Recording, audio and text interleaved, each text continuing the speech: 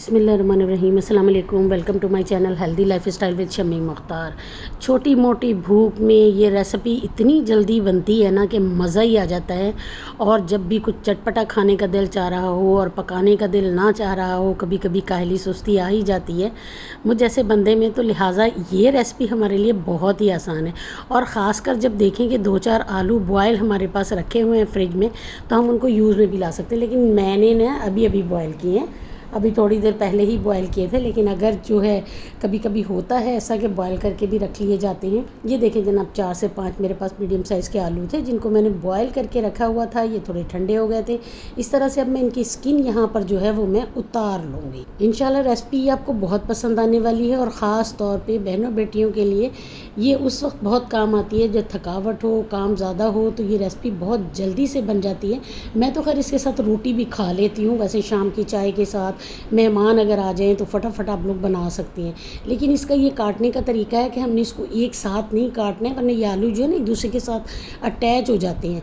तो इसलिए हमने यहाँ पर इसको इस तरह से करके अलग अलग बिल्कुल इसको कट करना है, ताकि इसके पीसीस जो हैं वो बिल्कुल एक दूसरे से अलग अलग रहें।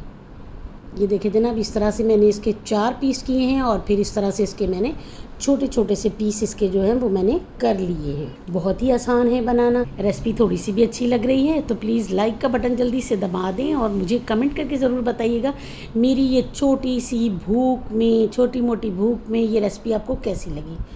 यहाँ इमली का पल्प मैंने 3 से 4 टेबल स्पून ले लिया था। प्याज, टमाटर, हरी मिर्ची, हरा धनिया, पुदीना, सैलड भी मैंने यहाँ पर कट करके रखा हुआ था ताकि वक्त की बचत हो जाए। मेरे व्यूवर के पास इतना वक्त नहीं होता है। ये देखें जनाब, पैन में 2 से 3 टेबल स्पून यहाँ पर मैंने ऑयल ले लिया है। कोई भी वेजिटेबल ऑयल यूज़ कर सकते हैं। 1 टीस्पून, बहुत ज़्यादा भर के यूज़ नहीं किया मैंने, यहाँ पर इसमें नमक डाल दिया है। फ्लेम बिल्कुल मेरा यहाँ पर स्लो है। फ्लेम ज़्यादा आपने इसका हाई नहीं रखना है, बिल्कुल स्लो फ्लेम के ऊपर हम ये मसाला तैयार करेंगे। 1 टीस्पून भर के यहाँ पर मैंने घर का कुटा हुआ धनिया जो था वो भी इसमें मैंने शामिल कर दिया है। और 1 टीस्पून ही भर के मैंने यहाँ पर ज़ीरा इसमें शामिल कर दिया है।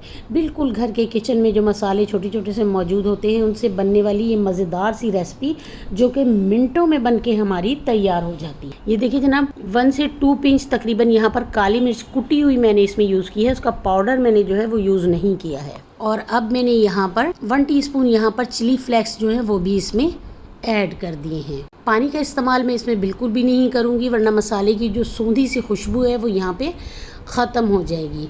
और इस तरह से मैं बिल्कुल आराम से इसको इस तरह से यहाँ पर हल्का हल्का सा इसमें फ्राई कर लूँगी। बहुत ज़्यादा हमने ब्लैक नहीं करना है। माशाल्लाह माशाल्लाह जनाब, देखिए इस वक्त मुझे बहुत ही प्यारी सी क्रंची सी इसकी खुशबू जो है वो यहाँ पर आ रही है। खुशबू बहुत ही मज़ेदार सी है।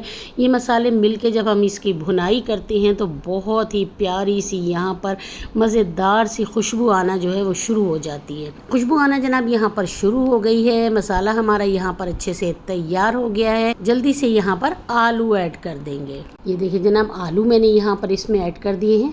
मसाले के साथ इसको हम अच्छे से यहाँ पर मिक्स करेंगे ताकि मसाले की कोडिंग जो है वो तमाम आलू के साथ यहाँ पर हो जाए। कोई भी आलू जो है वो अलग से इसमें ना रह जाए। इसकी मिक्सिंग हम बहुत अच्छे तरीके से हल्के हाथों से करेंगे ताकि अच्छी सी इसकी जो क्रंची सा हमारा यहाँ पर मसाला तैयार हुआ है उसकी कोडिंग यहाँ पर हमारी जो है बहुत अच्छी सी हो जाए।